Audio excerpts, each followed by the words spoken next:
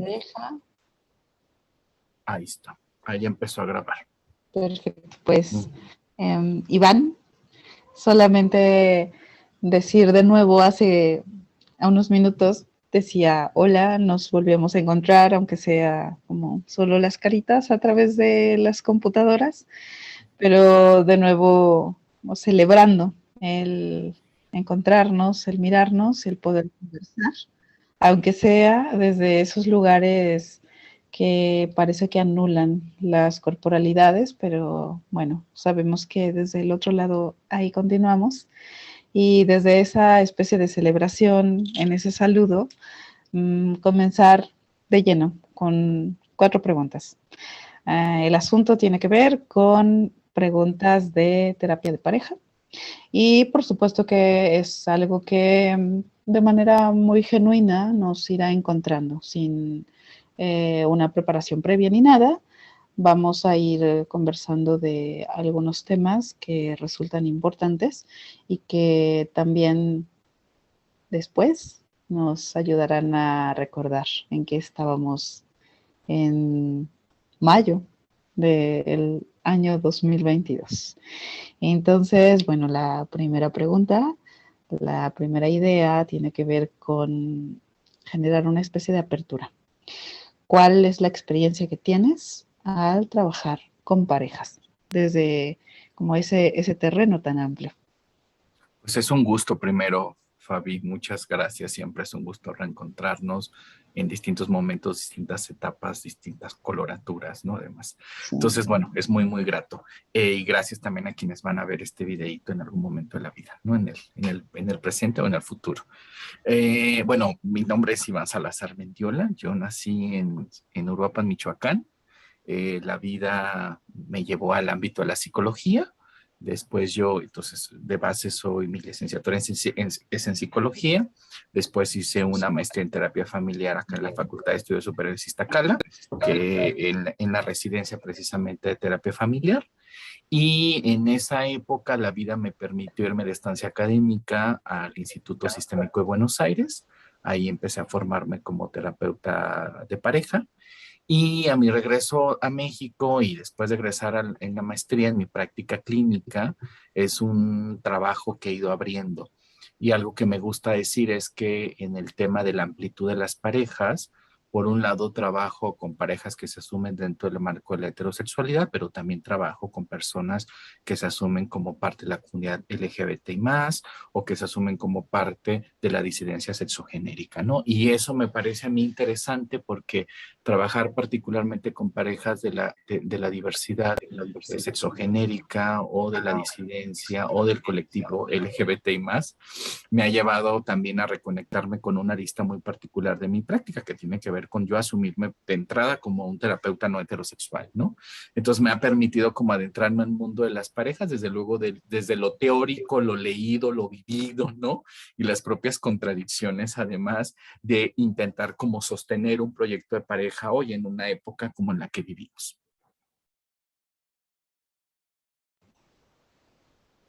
Disidencia.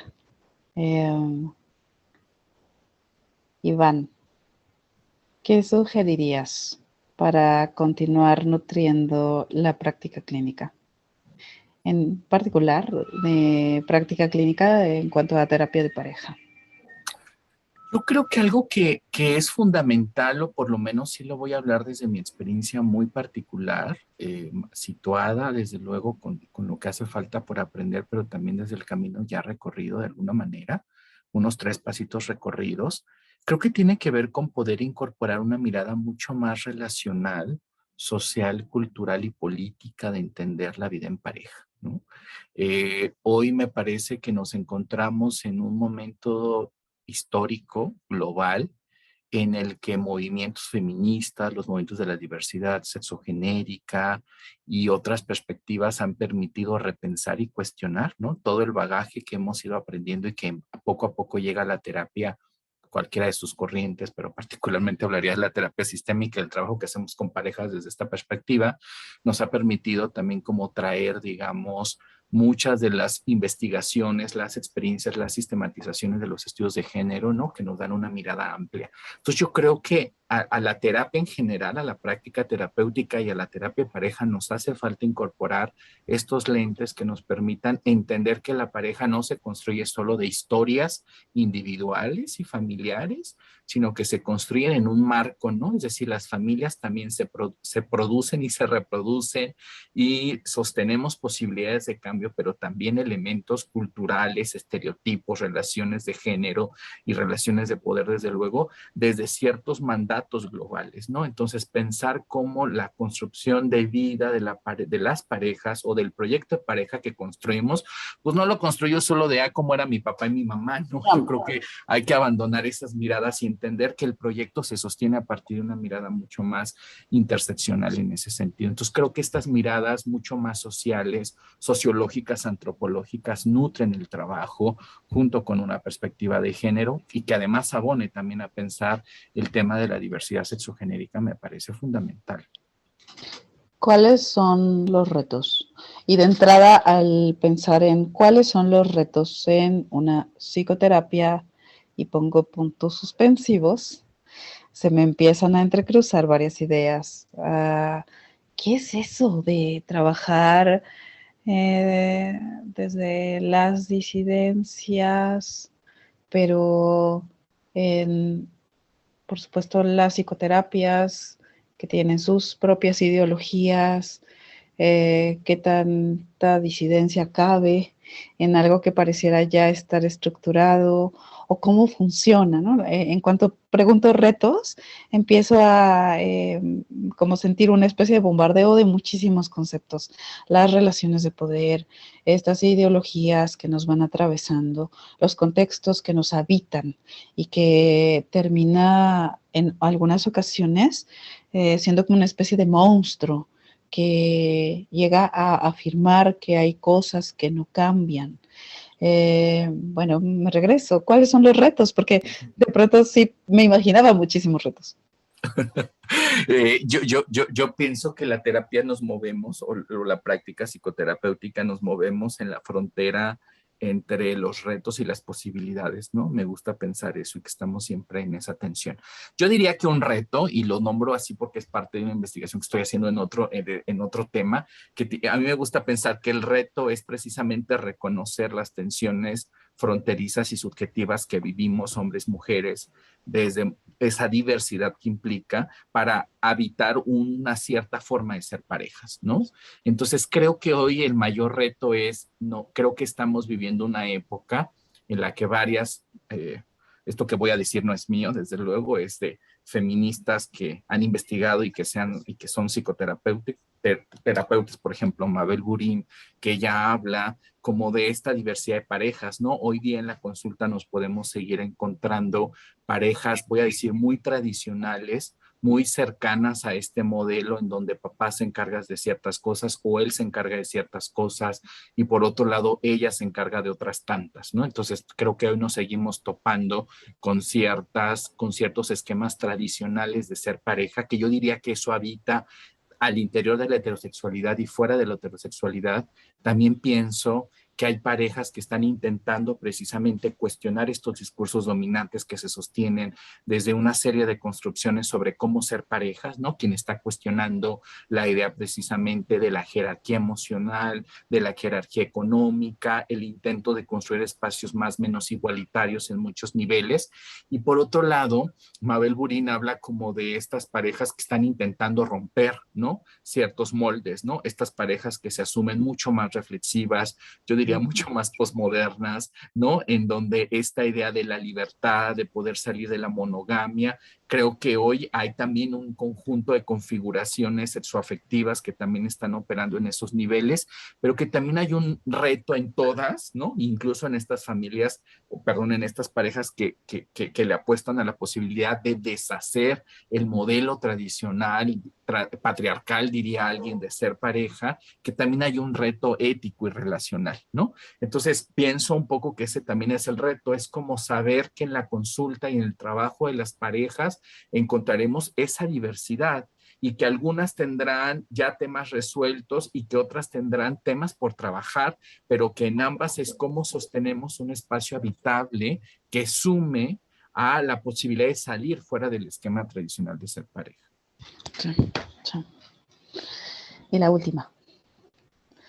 Aunque te escucho hablando de posibilidades, y tal vez por llevarte la contra, de inmediato se va reforzando, se va haciendo más grande la idea de las prohibiciones o de lo que no tendría que ocurrir o lo que debería evitarse. Pensaba Iván que de repente, no sé, alguien podría decirnos, no se habla con la boca llena. No se habla con la boca llena. Porque se escupe la comida, porque podemos llenar la cara de la otra persona y simplemente no se hace.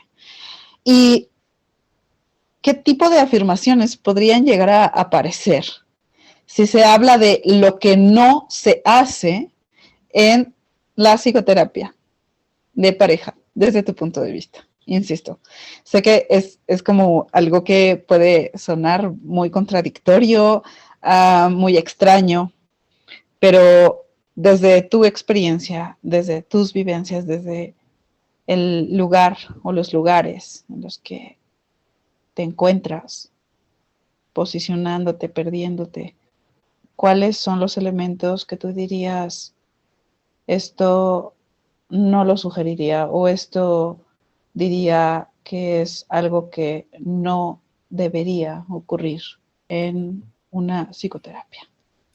Yo de entrada diría, antes, algo que no debería de ocurrir es quien le va a entrar a la pareja, si no ha hecho una revisión reflexiva, crítica sobre la construcción de ser pareja, los prejuicios que tiene sobre la noción de ser pareja y los temas pendientes que tiene. Si no ha hecho esa reflexión, primero hágala antes de entrarle a trabajar con parejas. Eso me parece fundamental. Otra cosa que yo creo que no hay que hacer es cuidarnos de no mirar la vida de pareja desde una lógica sexista. Yo sigo escuchando a muchos o a muchas terapeutas que siguen esencializando a las mujeres, culpabilizando a las mujeres, poniendo a los hombres como hay pobrecitos, es que esta mujer es bien intensa. Es decir, yo sigo escuchando a veces ciertos relatos tendientes a seguir esencializando a los hombres y a las mujeres en la vida en pareja, ¿no? Eso por un lado. Entonces yo diría cuidar esa mirada sexista, hacer una revisión crítica sobre mi propia forma. La idea también de nombrar la violencia muchas veces, es algo que pasa en ese sentido, ¿no? O sea, creo que ahí sigue habiendo un terreno en el cual muchas veces no nombramos la violencia, no nombramos las dinámicas de control. Y por otro lado, lo que no hay que hacer es dar estas recetas así de pónganse a platicar ustedes, la pareja viviéndola terrible y estas cosas como de recetas de cajoncito, ¿no? De pónganse a platicar todos los días de 8 a 9 de la noche, ¿no? Y que las parejas terminan sumamente frustradas porque no lo logran. Y que creo que lo que no, creo que algo de lo que hay que cuidarnos es, uno, dejar de asumir que todo es falta de comunicación, que eso lo escucho una y otra vez a veces de ciertas terapeutas o ciertos terapeutas de pareja, la idea de, ay, es que esto es falta de comunicación. Y yo digo, bueno, lean teoría de la comunicación humana, ¿no? De entrada. Entonces, yo digo, cuídense de eso. Eso me parece fundamental también y que creo que hay que cuidarnos de que no nos quedemos como terapeutas de pareja solo en el nivel del discurso, hay que entrarle al nivel del vínculo y al nivel de la relación, ¿no? Y esta reflexión también de desde qué lugares yo construyo cierta noción, qué historia tengo, cuáles son los pendientes relacionales. Sé que por ahí el concepto de heridas de la infancia ha tomado mucha relevancia últimamente y yo un poco le tengo reserva ese concepto, ¿no? Creo que hay una reflexión mucho más política que hay que hacer y que eso hay que entrar, ¿no? Entonces, cuidarnos de no quedarnos solo en el contenido, ¿no? Y no profundizar en el vínculo, en la historia, en lo relacional y cómo hay un discurso, yo diría, dominante sobre el amor romántico. Sigo escuchando muchas ideas del amor romántico, ¿no? Y hay que cuestionar esa idea del amor romántico, no le demos la vuelta, ¿no? En ese sentido. Y también decir que las parejas a veces terminan, abrir esa posibilidad, ¿no? Esta idea de no, es que por la familia, no, hay parejas que han terminado su ciclo, ¿no? Y cómo lo reconocemos también como una forma del bien tratarnos, yo diría, poder terminar desde el cuidado colectivo, desde el cuidado relacional de la pareja, cuando sentimos que el ciclo ha terminado. Sí, sí. Y de nuevo esta especie de sensación al escucharte, hay como una sensación muy, muy fuerte. Al escucharte vuelve experimentar como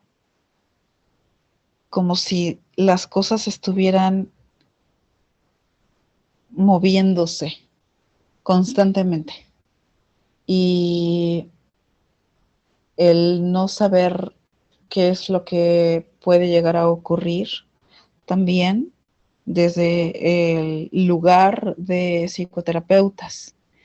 Como que de repente sentía que la silla de psicoterapeutas se caía, se movía, no estaba bien como empotrada en el piso, o sentía que alguna especie de bata simbólica se caía y que no había una diferencia clara entre ese yo soy psicoterapeuta y tú, pareja, eres aquella relación que yo voy a estar observando, cómo se rompen esos límites que además pues no existían, pero que en algún momento se sugería que hasta había que usarlos, el introducir o reconocer que hay como una especie de sonda en quienes consultan